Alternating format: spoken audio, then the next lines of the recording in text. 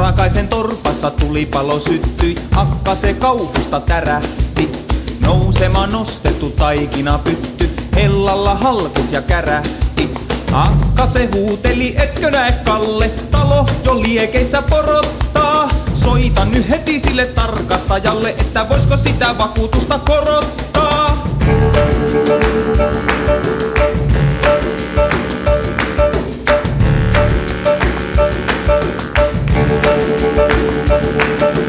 Ukko se tuumasi, älä sure suotta, vakuutus on 5 firmasta. Tönöllähän ikäkin on 200 vuotta, kai tuo tyylikin on kotoisin firmasta. Missähän se kuhnii tuo vapaa-palokunta, jokohan se hevonen taas pillastui. Talvellakin tulee piti lapioida lunta, kun letkut ja ruiskut niitä unhoittui.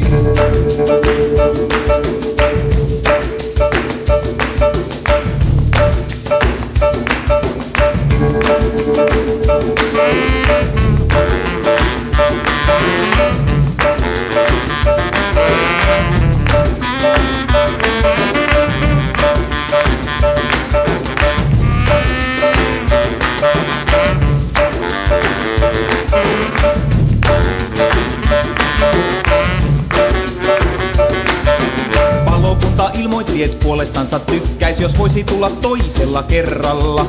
Mitähän jos tulipalo viikolla lykkäis, kun lomaakin on tulipalo herralla.